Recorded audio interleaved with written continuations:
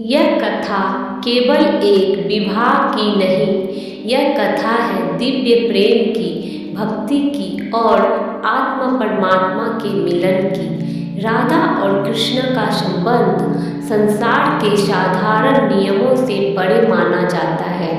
अलग अलग ग्रंथों और परंपराओं में उनके विवाह के बारे में भिन्न भिन्न उल्लेख मिलते हैं, पर सबसे प्रसिद्ध कथा गुप्त गंधर्व विवाह की है, जिसका वर्णन विशेष रूप से ब्रह्मा वैवर्त पुराण में मिलता है। आइए इस पूरी कथा को विस्तार से भावपूर्वक समझते हैं। कहते हैं, सृष्टि के आरंभ से पहले एक दिव्य लोक था, गोलोक। वहाँ श्री कृष्ण अपने परम दिव्य रूप में विराजमान थे। उसी दिव्य स्वरूप से एक अलौकिक शक्ति प्रकट हुई, वही थी राधा। राधा कोई साधारण गोपी नहीं थी, वे कृष्ण की आंतरिक शक्ति मानी जाती है।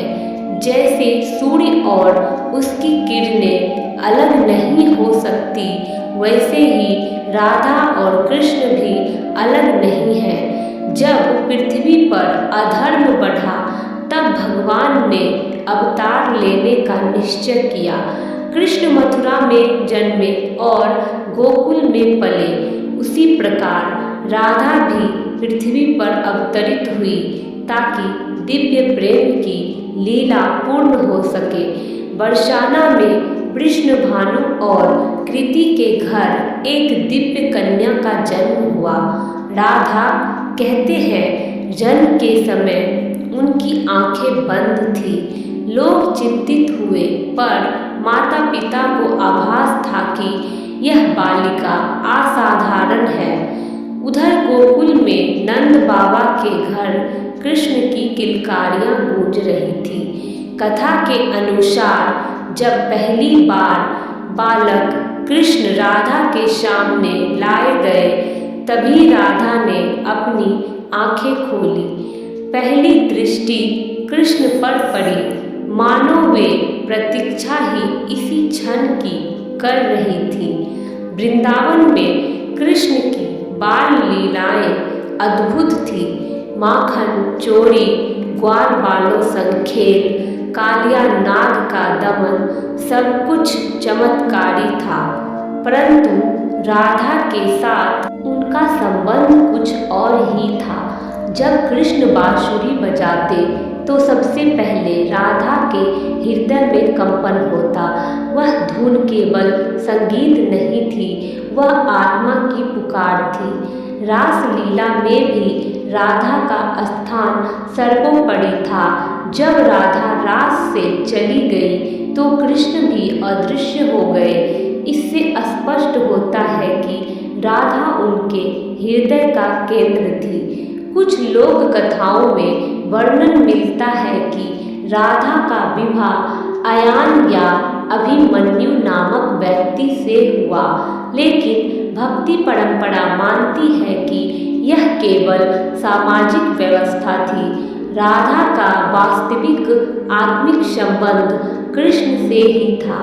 यहाँ से कथा और भी गूढ़ हो जाती है, क्योंकि यह प्रेम सांसारिक बंधनों से ऊपर है। अब आती है वह कथा जो सबसे अधिक प्रसिद्ध है। एक दिन वृंदावन के एक एकांत वन में राधा और कृष्ण मिले। वातावरण अत्यंत शांत था। यमुना की लहरें मंद स्वर में बह रही थी। वृक्षों से पुष्प झड़ रहे थे। तभी दिव्य प्रकाश प्रकट हुआ। वहाँ सृष्टि के रचयिता ब्रह्मा उपस्थित हुए।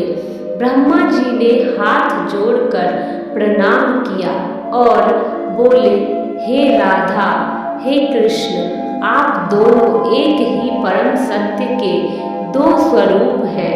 संसार आपके प्रेम को समझ नहीं पाएगा, पर यह प्रेम सनातन है।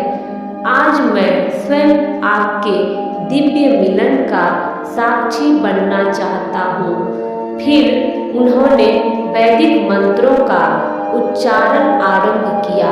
देवताओं ने आकाश से पुष्प वर्षा की, यमुना का जल शांत हो गया, वातावरण दिव्यता से भर गया।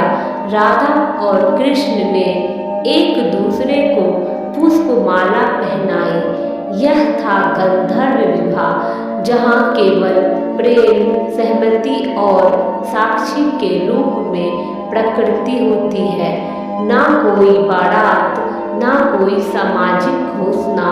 यह विवाह गुप्त रहा, क्योंकि यह लीला थी, सांसारिक प्रदर्शन नहीं। कृष्ण का अवतार केवल प्रेम के लिए नहीं था, उन्हें कंस का वध करना था, धर्म की स्थापना करनी थी। आगे चलकर उन्हें मथुरा और फिर द्वारका जाना था। यदि उनका विवाह सार्वजनिक होता तो उनकी लीला का स्वरूप बदल जाता, इसलिए यह विवाह दिव्य रहस्य बना रहा। समय आया जब कृष्ण को मथुरा जाना पड़ा। कंस का अंत हुआ, आगे चलकर वे द्वारका के राजा बने। राधा वृंदावन में ही रही। यहाँ कथा का सबसे मार्मिक भाग आता है, विरह। राधा ने कृष्ण को रोका नहीं, उन्होंने अपने प्रेम को त्याग और समर्पण में बदल दिया।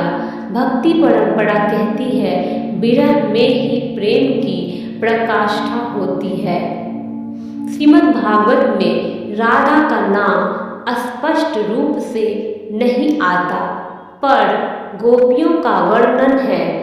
महाभारत में भी विवाह का उल्लेख नहीं है, इसलिए कई विद्वान मानते हैं कि राधा कृष्ण का संबंध ऐतिहासिक विवाह से अधिक आध्यात्मिक प्रतीक है।